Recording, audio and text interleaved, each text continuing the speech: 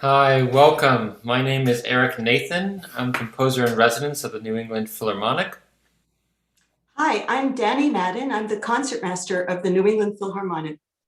And we welcome you and thank you so much for joining us tonight for our next installment of the series, Listening In, a deep dive into the music with the NEP.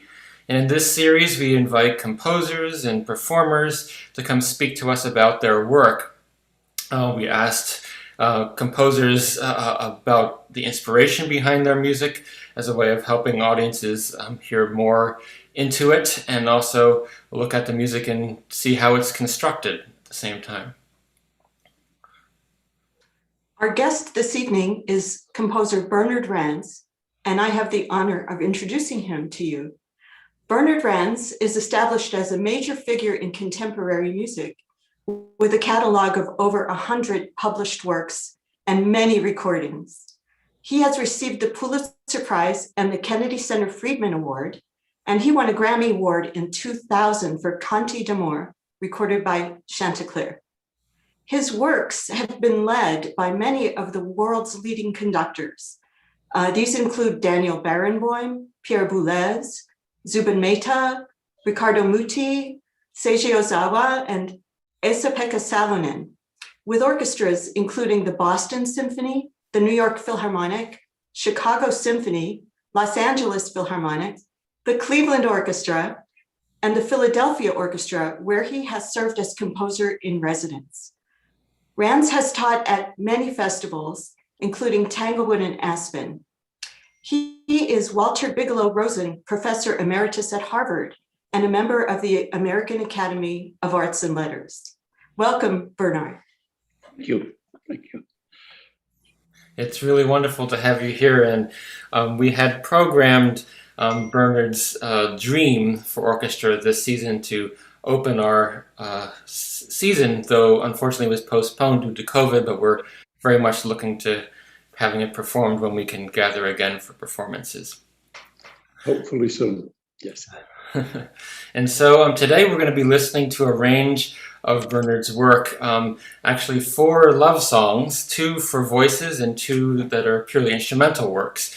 The first 2 songs we'll be listening to are from the cycle Canti d'Amour, and the other 2 works are both an Aubade, a love song to the sun, sung in the morning. And one is called Music for Shoko, which is for English Horn and String Quartet, and the other is the Aubade, which is the second movement of the Concerto for English Horn and Orchestra. And so in these works, I feel like there's a sense of lyricism and a directness of expression that I think pervades a lot of Bernard's work, and also a whole world of harmonic timbral color.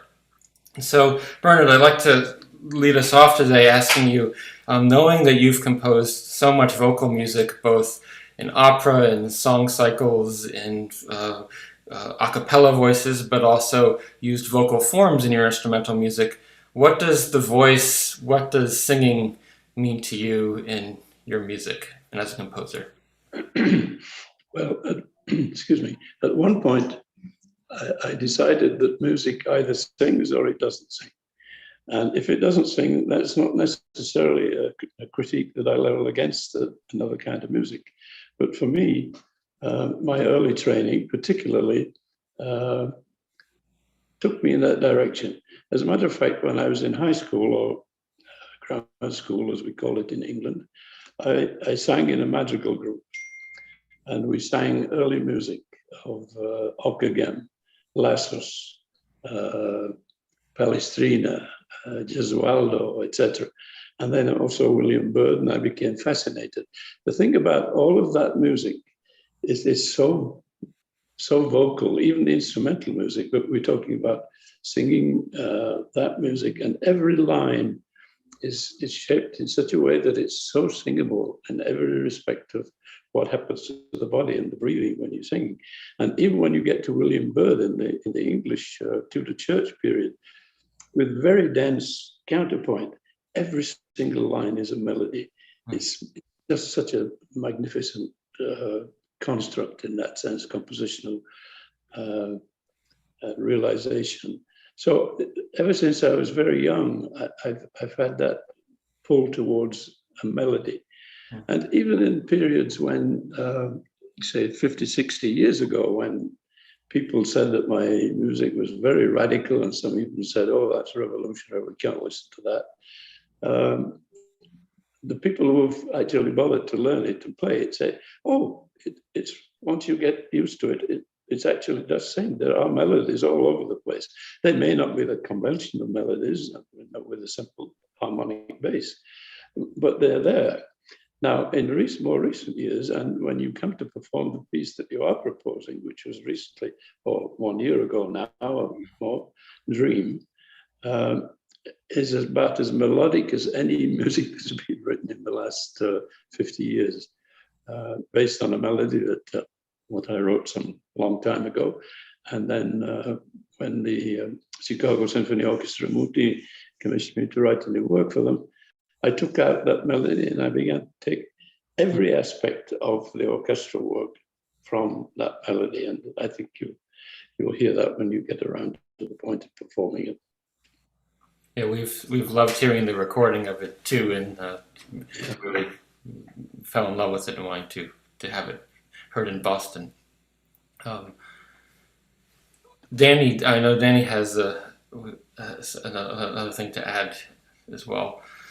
As an instrumentalist, and especially playing Bach cantatas a lot, which I adore. I'm always envious of the singers because they have text, and I love how text informs a musical line. And I was wondering, it struck me in these Canti d'Amour that we will be listening to, how closely the musical lines and the lines of the poetry, how they align and how they illuminate each other. How do you begin thinking about setting text to music and conveying the meaning of the text in the musical line? I'm a great reader, particularly of poetry. All my life, I've been fascinated by the way in which the human voice behaves when it reads poetry. When we read anything out aloud, and I tend to spend time in my studio reading aloud to myself, because that's the best way that I can hear the assonance and the rhymes, the interior rhymes, the rhythms, and so on.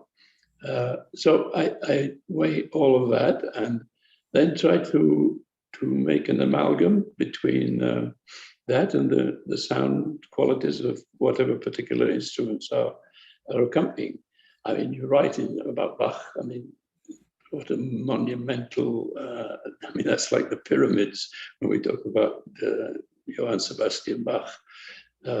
Hundreds and hundreds and hundreds of works in which the magic is beyond description sometimes. It's amazing. So I can well understand when you're playing it, you're also fascinated by whatever texts are being said. Yeah, it's. You've also mentioned about this particular song cycle, which we're sampling tonight, that elements of this cycle were inspired by the essence of traditional Irish songs. Can you describe how these informed your music? Well, I'm very familiar with that. I spent quite a bit of time when I was a student. I went to Ireland quite a lot, and particularly to Dublin, because I wanted to go to the theatre there on a regular basis almost, because I was in Wales, living in Wales at that time. And we frequently would pop over the water and go to hear the companies perform. But I've always had an interest in folk song too. And so I've learned a lot of Irish songs and so on. And we all been singing them this last week, St. Patrick's Day. Right. Yes, but there are no quotations. They're not quotations of the folk songs. What I try to do is to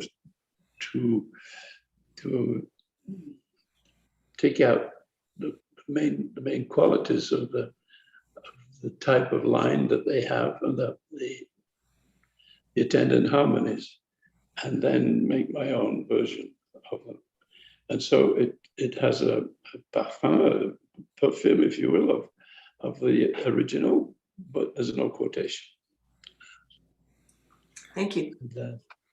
Well, I think this might be a good time to jump in to hear some music. I was going to pull up this on my iPad. So looking at Canti d'Amour and looking at the first movement here, this heart, I mean not the first movement, the 10th movement, this heart that flutters near my heart. And I feel this movement is really a gem and so beautiful, incredibly gorgeous, singing the text simply and sincerely. And before we listen, is there anything you'd like to preface this movement with? Maybe tell us about it. Well, I set the whole, I set 15 of the James Joyce collection called Chamber Music. Now with James Joyce, there's always more than one meaning. There's always substrata layers of implication and meaning. But I set them as if they're worth being called madrigals at all. It was because I have a love of Monteverdi's Canti d'Amore. And maybe that was an influence in that sense. They were, in fact, just love songs to my wife, Augusta. Beautiful. Well, let's take a listen to this movement. We'll have the text up here while we listen.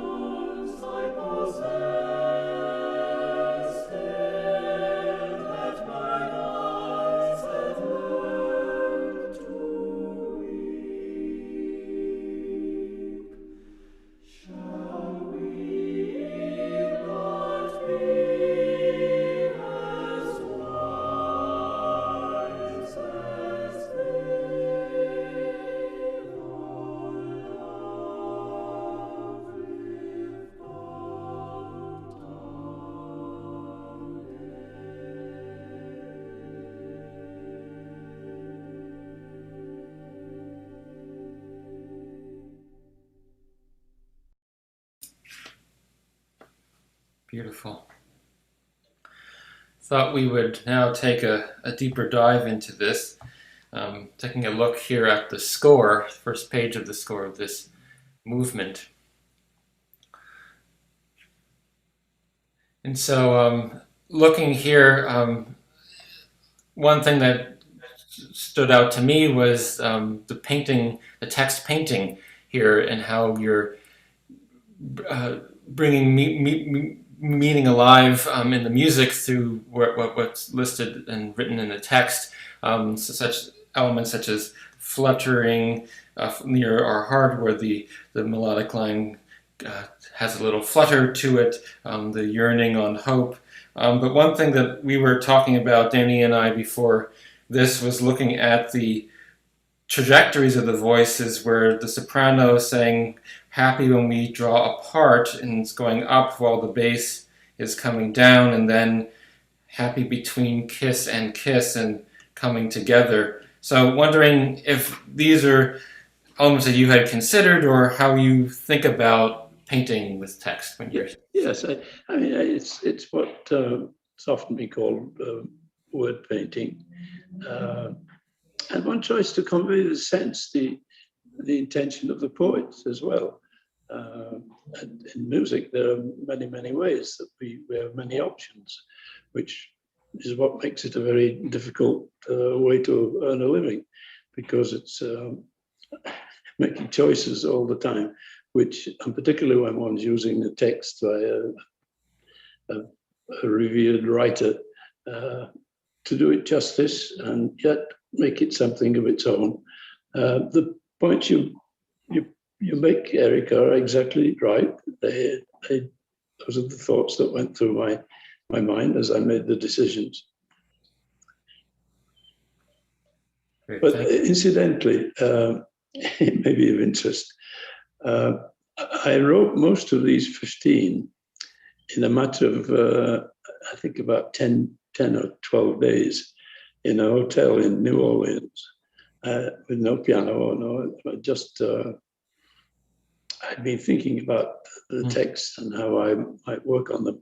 Then I had enough time on my hands while I was waiting to do something else in that city, and worked for those periods when I wasn't engaged with other things to write them. And I think hopefully they have a feeling of spontaneity about them. They're singable and enjoyable. And incidentally, one other thing, we probably get on to talk about transcription when we talk about the Aubade and the music for Shoko. But I made an orchestra transcription of all 15 for the Philadelphia Orchestra. And I've also made a different transcription of numbers 10, 11, and 12, which I also made for Philadelphia and as a gift to Riccardo Muti when he was retiring as music director. So I'm always interested in what other format an idea can take. I think it's transcription is a very important aspect of my work. In the translation too, from the meaning of the text into the music, and then the translation, translation, yeah. You know, I mean, the great pianist, composer Busoni made I think, a very telling remark. He said, all composition is transcription. First of all, the composer imagines something in his mind, in his inner ear, and then he transcribes it into a notation, which he then sets down on paper, and then from then on, it's transcribed again in that region we call interpretation by performers and so on. So there is this constant, not state of flux, but opportunities where music is why it is the phenomenon that it is. It is so malleable in certain ways, and at the same time, very demanding and very strict. Yeah, I feel like there's always a conversation between myself and the piece that I'm writing, and the piece almost seems to have its own ideas as well. And I'm in dialogue, but also trying to harness what's perhaps in my subconscious that I can't quite understand why I'm moving the direction I'm moving this. Some translation within myself too, I feel, is going on. Yeah, sorry, Dani, please. Oh, sorry. The thing I noticed about this particular song that is so beautiful is the way you mirror the rhythm of the text in your musical line.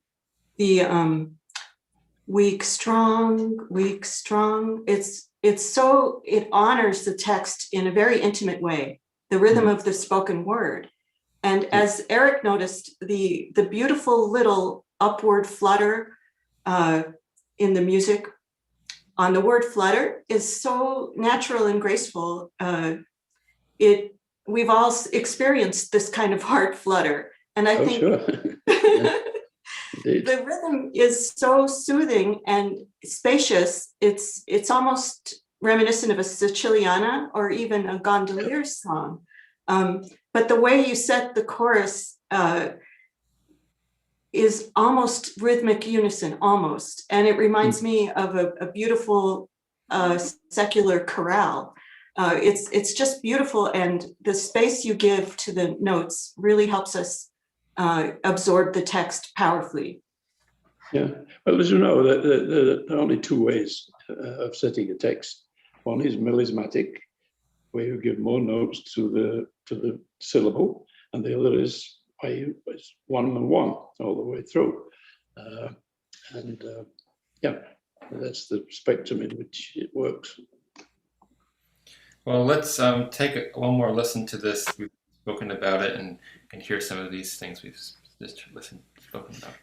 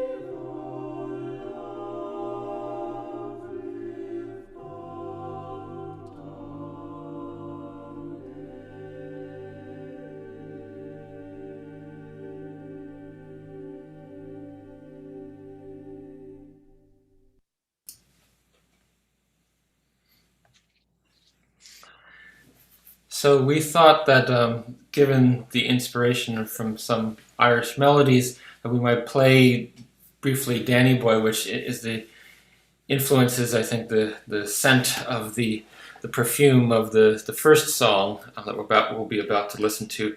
So to refresh those of our memories, if we may know this song, which is set to the traditional Irish melody of Londonderry Air, so I play a bit of it through on the piano here, just get us in our ears.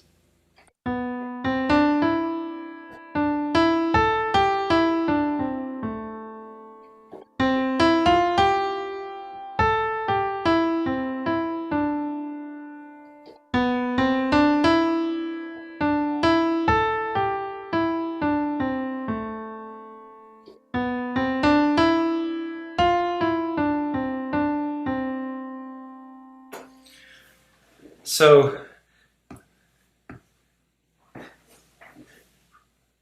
in this movement, I think we can first take a listen to this first page just to get it in our ears, and then we can chat a little bit about it.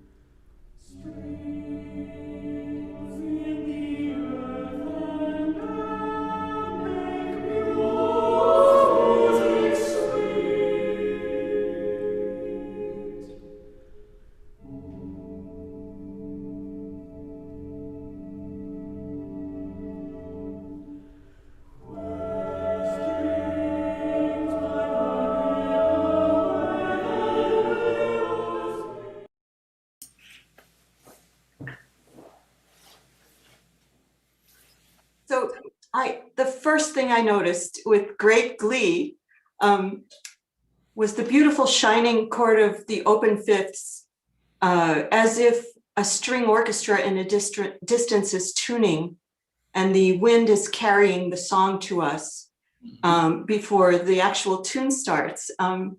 It has a timeless quality. Before you even start the text, it's as if you are setting up a gorgeous atmosphere. I'm noticing the 5 pitches on the words music, and then later on love and stray. And I'm wondering if they remind me of the rise and fall of the words in Danny Boy. The pipes are, and it's that beautiful. Is that right? Yeah. Oh, yeah. Yeah. Yikes. It's beautiful. And I just love how you return to those open fifths. Yeah, when we were speaking about it, Dani and I beforehand, I also was thinking that these chords that she mentions, like strings, and here there's a sense of still, there's a sense of openness and spaciousness, and I hear this also in your orchestral music of finding us in an atmosphere of a harmony where we just kind of sit and perhaps engage with it like a sonic object, not necessarily as a goal-directed progression of chords as much as just kind of enjoying and basking in the sonority. And wondering if perhaps this is an influence of Debussy, or or if this is something you hear in your music. I know that the third movement of your English Horn Concerto is an homage to Debussy, and wondering if I'm on to something. Oh, absolutely. For me, he is the most influential composer on my thinking most of my life. I mean, there were others. I mean, I had Mahler, Bartok, Stravinsky, Webern, but above all, Debussy. One of the reasons is that while so much of it is extraordinarily novel, breaking away from tradition in many ways, and yet it always sounds right. It always sounds unforced, and as it progresses, whether it's in songs or in the piano music or the orchestral works, there's again a sense of line, a sense of singing throughout. And then, of course, there's the characteristic harmonies, which when you hear a piece by Debussy on the radio, for example, you only need to hear 2 beats, and you know whose music it is. That's not always true of a lot of contemporary music, by the way.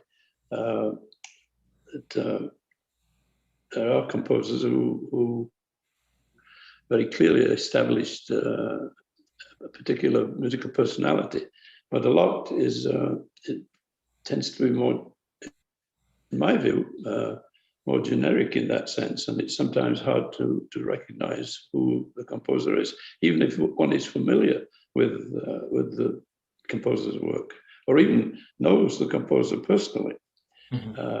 So it's just a matter of opinion.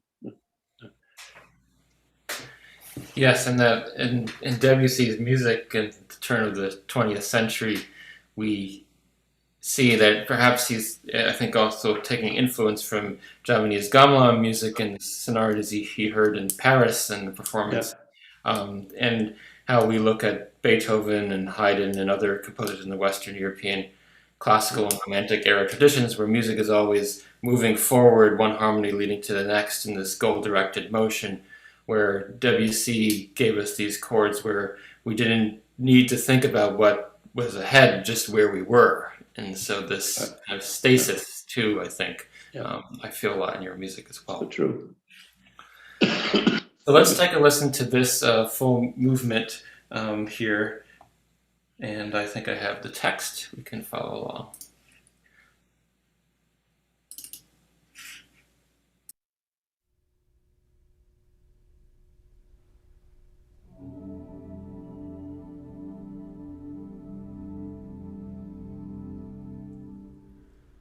Strings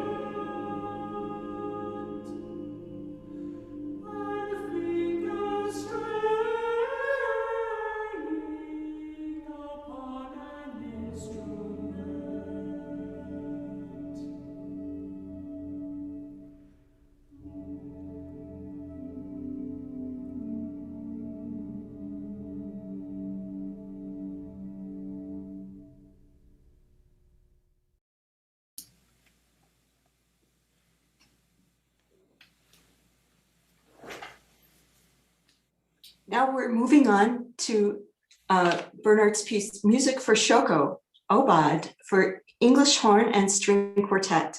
And first, I have the duty to talk about the meaning of the word Aubade, which, while it's familiar to poets and composers of today, it might be unfamiliar to many of us. This is a form that's appropriate to the dawn or early morning, and it descends from the tradition of a song sung by a departing lover to a still sleeping partner. It is like a morning love song for lovers separating at dawn. Alternatively, it could also be simply a greeting song to the dawn. In case anyone is wondering what a shoko is and maybe thinking that it's some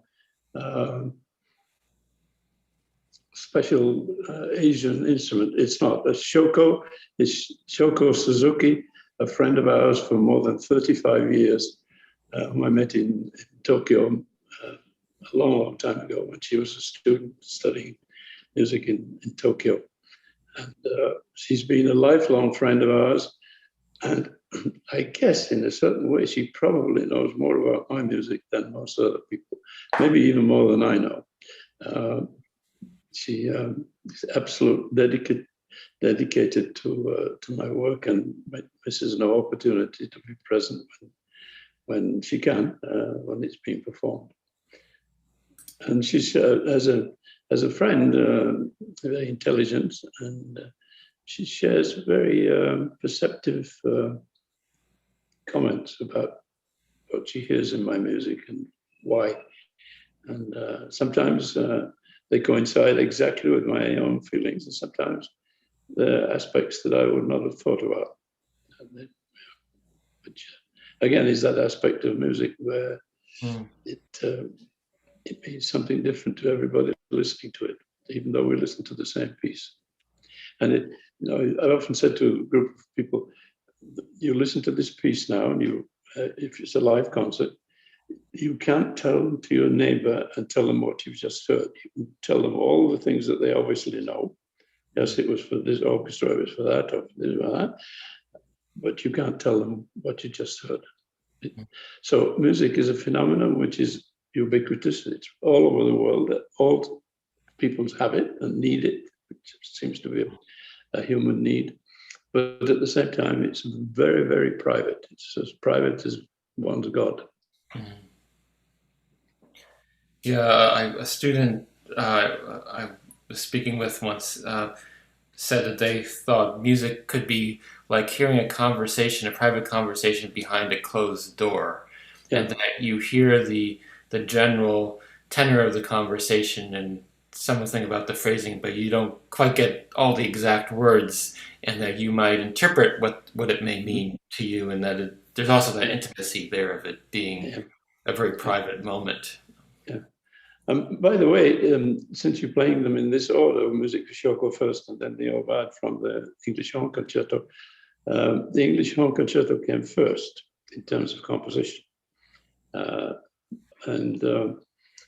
Again, because Shoko was present for a number of performances of that piece, and she obviously loved the middle movement, I thought, I'll do it as a gift to a lifelong friend. And so that's what it is. And it's one other thing.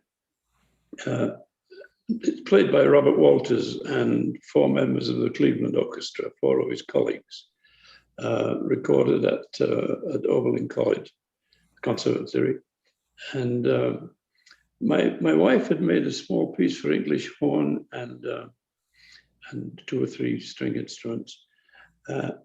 And Robert Walters, who is on this recording, recorded it with his colleagues from Cleveland. And that was the first time I'd really heard him play in that context.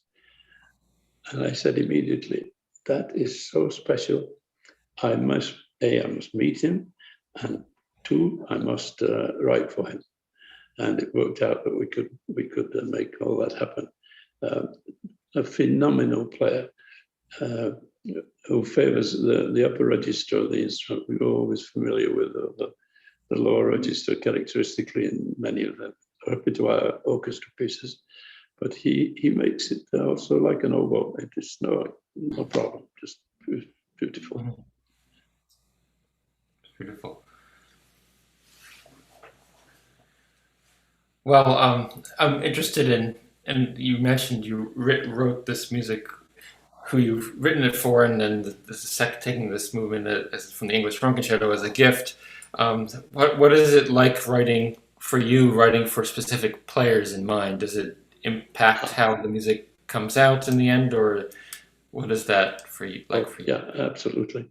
No, I adore orchestras. I mean, ever since I was I was a teenager, when the Halley Orchestra with Barbirolli was reformed after the Second World War years, and I went to as many concerts as I could afford as a child, and to rehearsals whenever I could.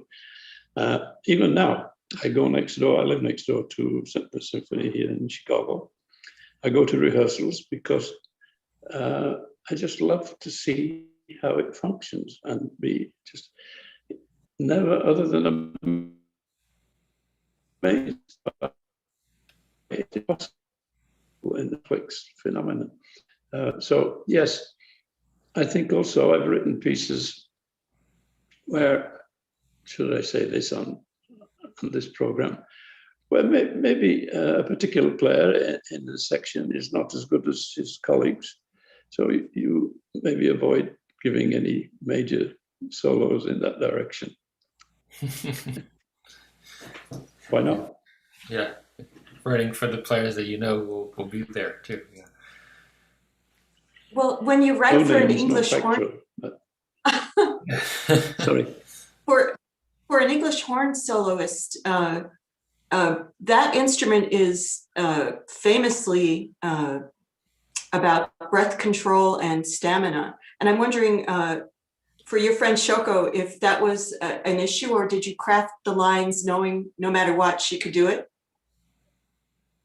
Well, what happens in the piece is the English horn plays exactly what he or she plays in the concerto. There's nothing is changed. What is changed is the sound of the orchestra is reduced to a string quartet. So that is an aspect of transcription that I already said fascinates me. And how to capture the essence of it and yet not extend it beyond the string quartet's capabilities. So it's a fascinating task always to, and part of my philosophy about music in general is this, whatever this is, can become that. You can make it into something else by transformation, transcribe, in a sense, constantly having it evolve into the whole repertoire that we have is based on that principle in a way. Development and recapitulations and transformations. So yeah, that's. So I think as we take a listen to this, we'll return to it again, hearing it as the English Horn Concerto, the second movement, after hearing an excerpt about 5 minutes of the music for Shoko. I think also in the first opening line, there's a lot of the motives that we hear as material that's in the opening phrase that we then hear in various transformations later on. So if you listen to that opening melodic line, you will likely be able to hear how parts of it transform in different directions later.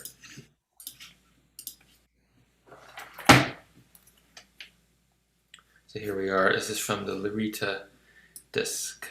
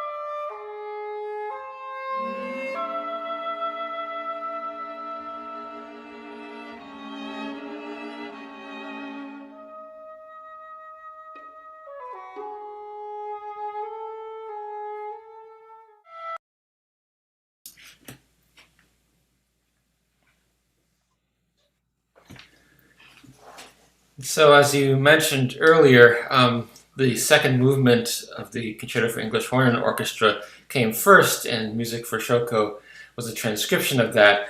And as we were planning today's interview and talk, we thought it would be neat to have the orchestra piece come second, do it in reverse of order when it was actually composed, to demonstrate this act of translation to the whole range of color that one can find in the orchestra. Also a progression today of music for voices, the human voices, and moving to this collective of 80 to 100 different individuals who are all working together with many different timbres and and sounds to create the world of orchestral music and orchestration, which I feel is an interpretive act in of itself. So I know you've worked with the orchestra over the course of your whole career and had relationships with many of the world's greatest orchestras, and I was wondering, what does the orchestra mean to you? What does writing orchestral music mean to you these days? It's a continuation of what I began as a teenager, and I mentioned with the Halle Orchestra and Bobby somehow it got into my bloodstream at that age. Frankly, I've never studied orchestration in terms of the way normal students normally they buy an orchestration book and they go through that and blah, blah, blah, blah, blah. No, that's not for me. I spent my time going to rehearsals with the score, whatever was on the program, and whether it was the classical repertoire or the romantic or that song, and just absorb what it is that the notation makes possible for this collection of virtuosi. I mean, these are all members of orchestras are people who from yay high, probably we're all going to be soloists, but now they're soloists within a group of 80 or 90 or maybe 100 players, and the way in which it comes together. So I'm always excited the prospect of working. I mean, I'm full of ideas already for pieces that I want to make before my time is over with orchestra, and orchestra and voices too with chorus. It's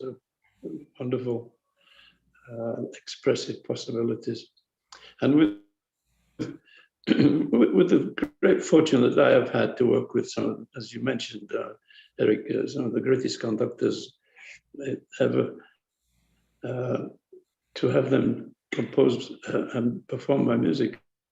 And I think I've learned so much from their performing of the repertoire in general, but also performing my music, learning more about my music through their eyes and ears and their intelligence. So I look forward to the next time. And in fact, I have a project which will come to pass in the next months. We'll see what happens. Wonderful. Yeah, I also learned orchestration not through a course, but by listening and actually being a trumpet player in the trumpet section of the orchestra, and it was helpful that we have so much rest in all these classical and romantic pieces that I could spend the time listening to what was going around me. Indeed. Yeah, on that subject, let me just make one quick point. When I was an undergraduate, and when you declared that you were going to be a composition major, the professor in charge of that had one rule: no matter how good a pianist you were, or clarinetist, or whatever, you had to learn a string instrument. It was compulsory.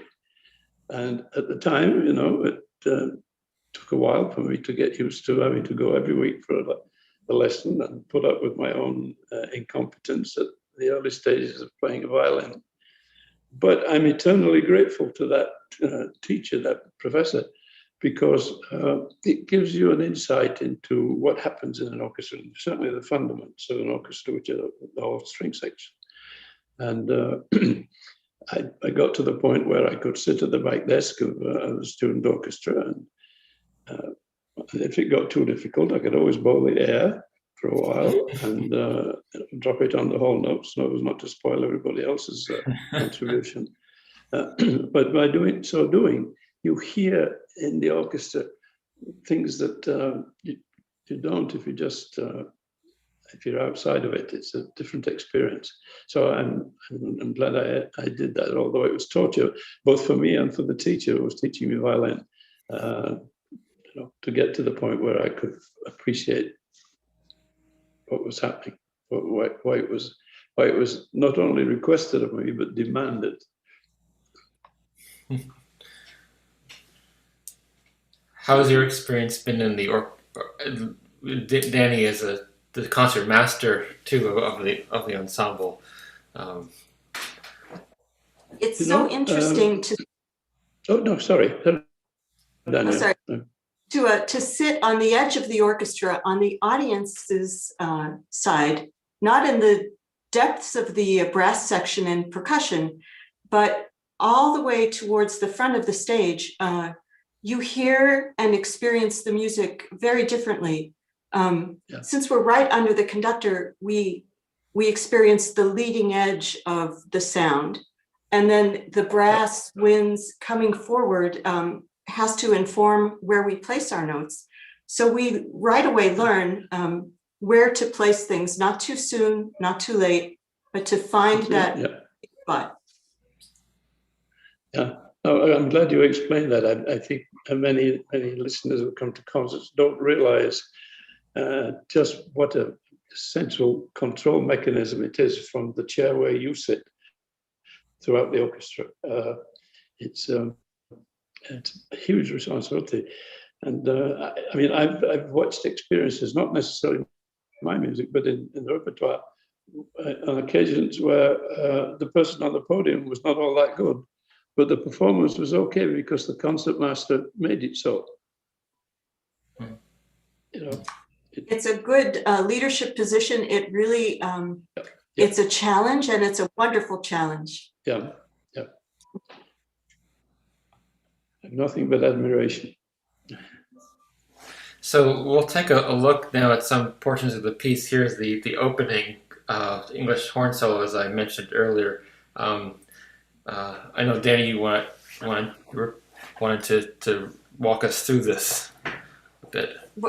Oh, sure. Right away, what I noticed and appreciated, the opening English horn solo is beautifully long lined, and yet it's full of wide intervals.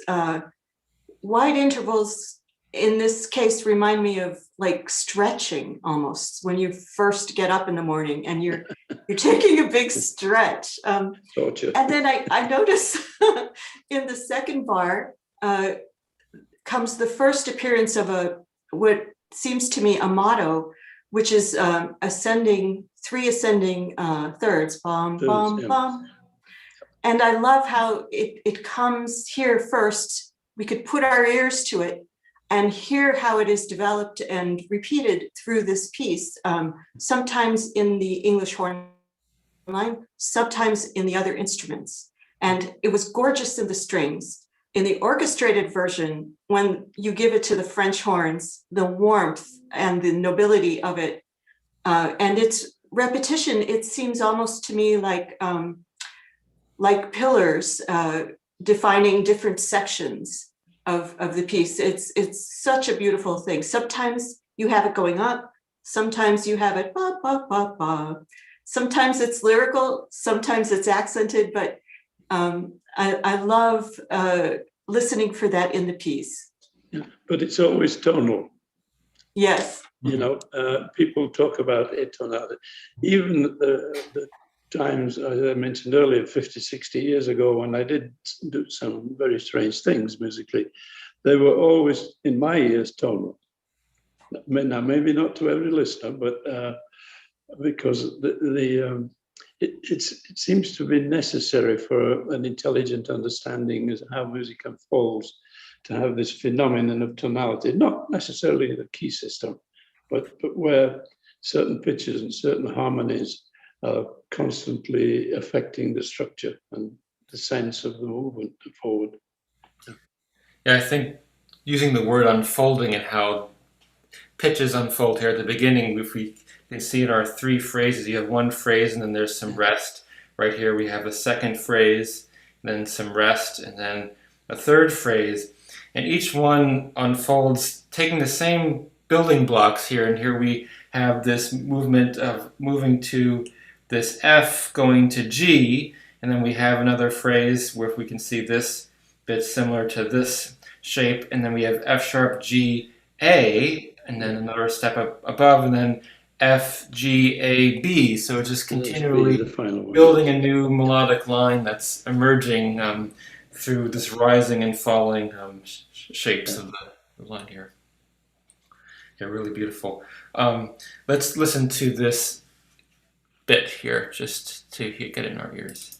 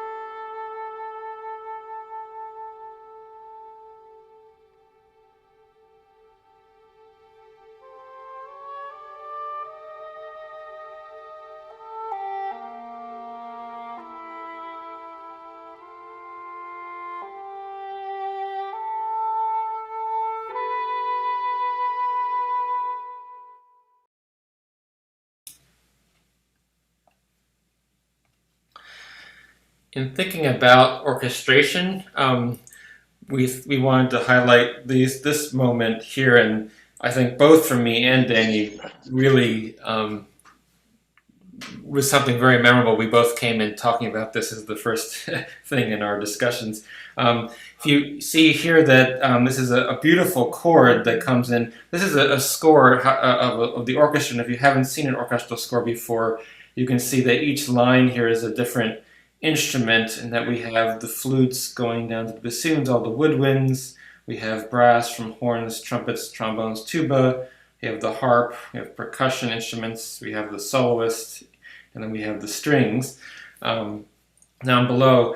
And here, what I really loved is, I hear this in others of your orchestral pieces too, is hiding this very soft brass, resonant brass harmony that, you know, when you think of brass, you think of something loud, perhaps. It first comes to mind. But here, playing pianissimo, incredibly soft, and it has this chord that beautifully swells, and then we get our horn triplet motive that Dani mentioned at the beginning of the piece.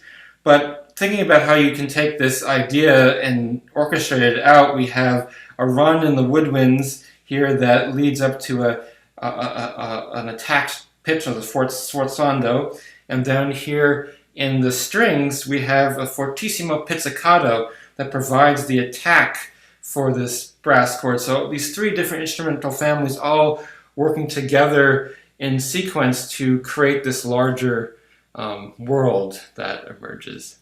That's exactly right. Exactly right.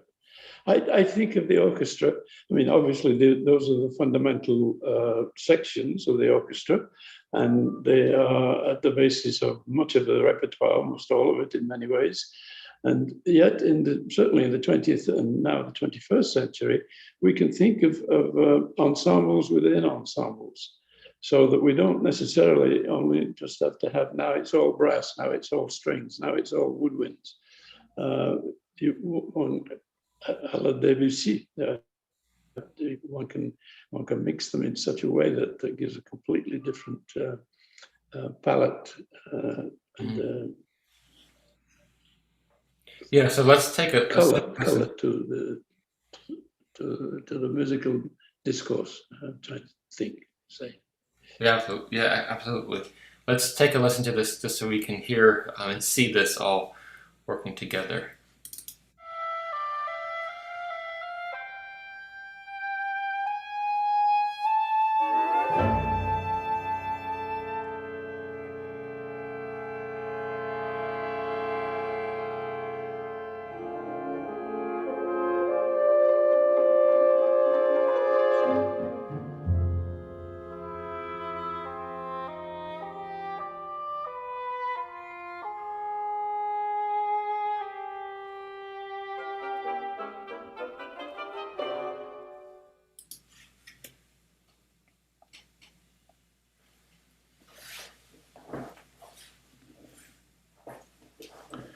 So here we are at the very end of this piece and of this movement, and here, in a sense, it brought to mind to me that perhaps this is the sun coming up, and we have this big, tall harmony, like reminds me of the static tall chord that we have with those open fifths at the beginning of Canti d'Amour, but here.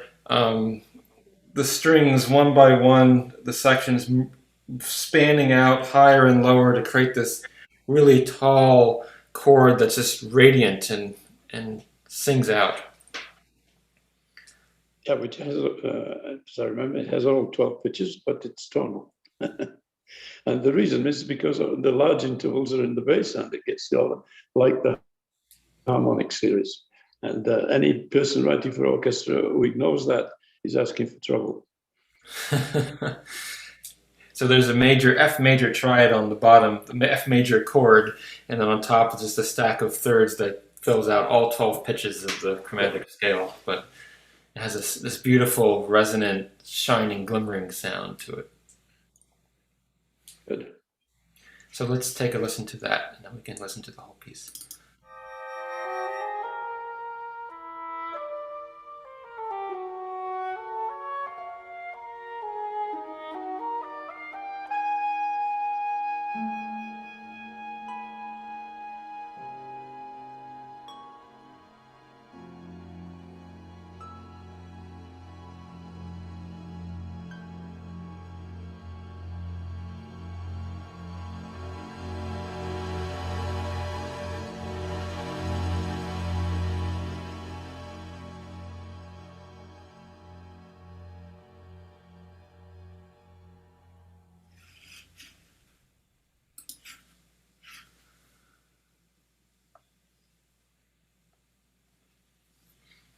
Beautiful. Well, let's take a listen now to the full movement of Aubade, Concerto for English Horn and Orchestra. Here, a recently released disc on Oberlin Music.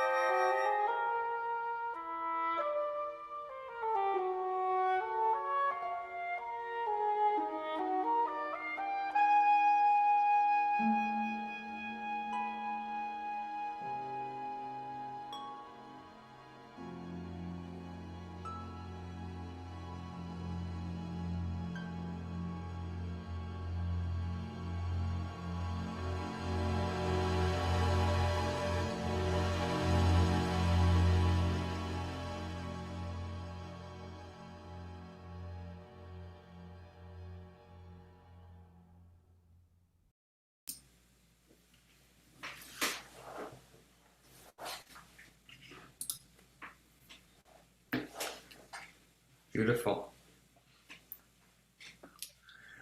So beautiful. And thank you for giving the violins that opening theme right at the end in the final lento, that beautiful falling fifth, and that beautiful stretching line. And the very ending where you are outlining with the harp each new entrance of the chords. It's the overtone series, very much like that, but it also, does it remind you of the Berg violin concerto, the Row, ascending? It's just so beautiful. The harp is my favorite instrument.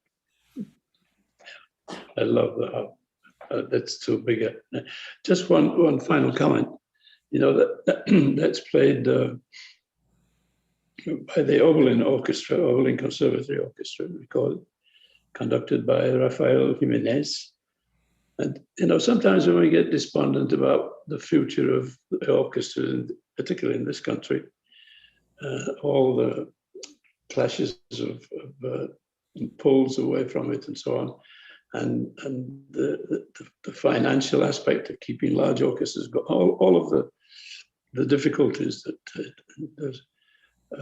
But you visit a place like Oberlin or Rice University or Curtis or New England Conservatory, the orchestra, these young musicians, I mean, they are so inspiring.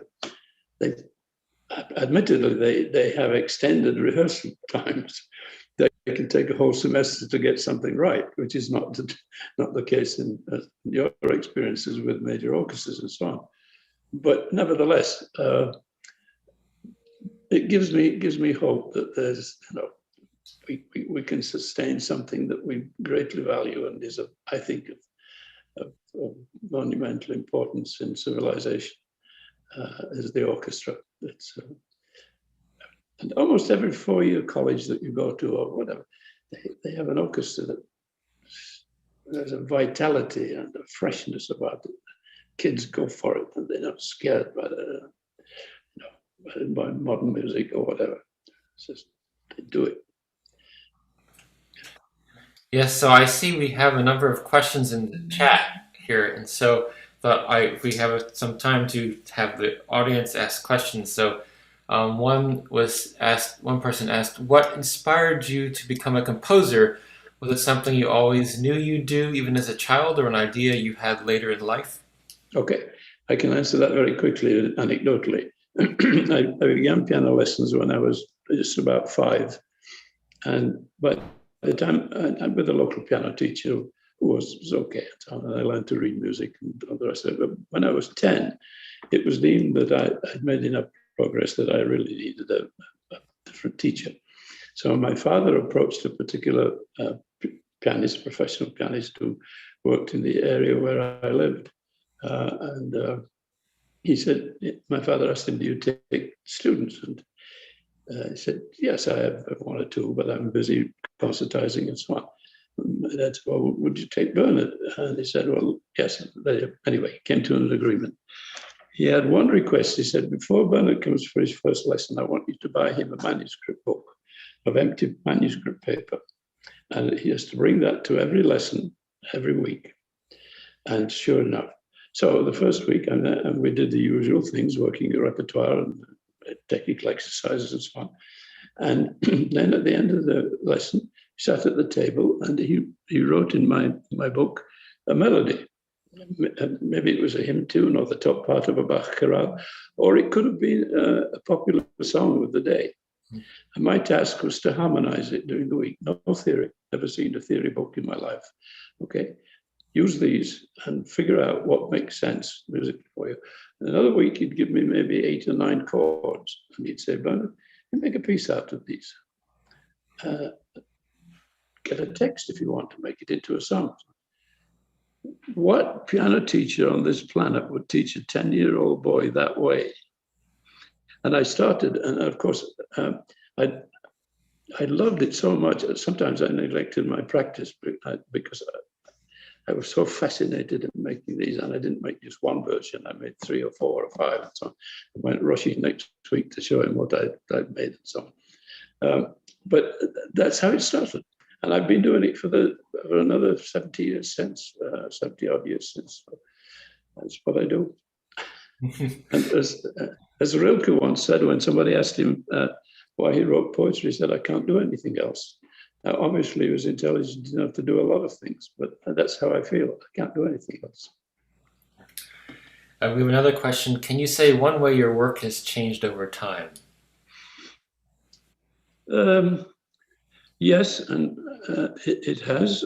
And anyone looking at the total spectrum would see a slow accumulation of contemporary sound world into what I referred to earlier as a more radical 12 tone. For a period of time, I explored it, and then I began to feel that it didn't quite respond, or I was not capable of making it respond, shall I put it that way.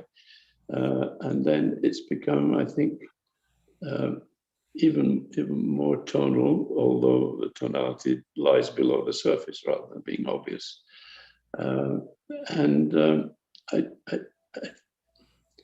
I think its surfaces are now more seductive, I hope, to the listener than they once were. But I'm glad it has changed, because music has to change. That's it. It's in its nature to do so. For it to just stay where it was, no, that doesn't do.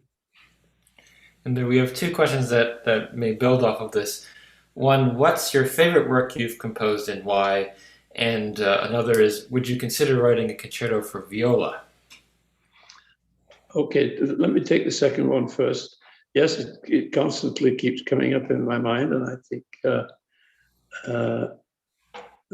maybe the opportunity will come. I'd love to do it. Yes, I could think of how I might do it. My most important work, it's always the one you're working on at the moment. But I do have a couple. One is the opera Vincent, which has preoccupied me for many, many years. And goodness knows whether it'll see the light of day in another professional opera house soon. I don't know. I can't predict that. Can't worry about it. I'm convinced that it's one of my best pieces. And the other is a piece called Apocryphos, which was commissioned by the Chicago Symphony Orchestra and Daniel Barenboim. And it's for soprano and a chorus stipulated of 180 voices and a massive orchestra. And it's based on texts from the Apocrypha. It's also interlaced with German texts about the Holocaust, basically, with particular poets who wrote in German. So that was done here. It was actually dedicated to the memory of Margaret Hillis, who was for many years the choral director for the Chicago Symphony Chorus. I think it's a 40-odd minute work. Afterwards, Barenboim did it in Berlin with the Philharmonic. If you ask for a chorus of 180, you're asking for trouble. We're lucky in Chicago. Chicago is a professional orchestra, and they can actually put on a chorus of 180 audition singers. So I took that opportunity from then. I don't know. We'll see. But they're two of my favorite works. I remember that we first met at Indiana University when you were visiting, I think, in preparation for the performances or while you were writing Vincent. Vincent, yeah. Yeah, and it was premiered, I think, 2 years or so after I graduated there. But I have fond memories hearing the recording of the opera. It's beautiful. Yeah, again, that was a magnificent experience, because I was able to go in residence for 3 months, basically, in and out, but and rehearsing, working with the director and even down to the costume people, so that I had input at every stage. And it was such a wonderful thrilling experience and beautifully done. And you know, they have an opera house the size of the Met. Oh yeah, It was commissioned for I think it was the 100th anniversary. So. Mm-hmm. Yeah. Well, if there's anyone else with a question, feel free to include it here. We could have time for one more.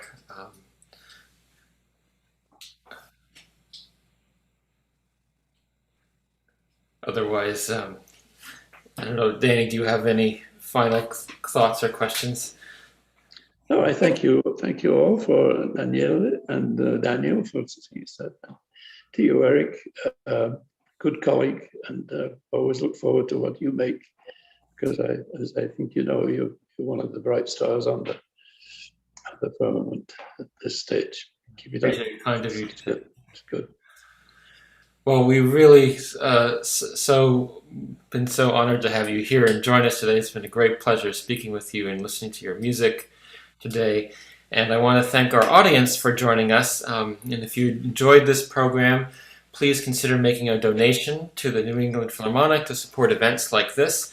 Your donations or your contributions go completely to the programming for our season, and your support is greatly appreciated. You can make a donation through the link in the bio below. And if you've enjoyed this event, mark your calendars for our next listening in sessions, April 25th, with Yuna Kim, a clarinetist, and Stefan Jakiv, violinist, and we'll be discussing my double concerto that I composed for them and co-commissioned by the New England Philharmonic. And May 9th, we have composer Diego Roca, who is the winner of the 2020 New England Philharmonic Composer Competition. You can also visit the NEP's website for all the latest information about upcoming programs at nephilharmonic.org. Thank you so much, and see you next time. Thank you. Good night. Thank you.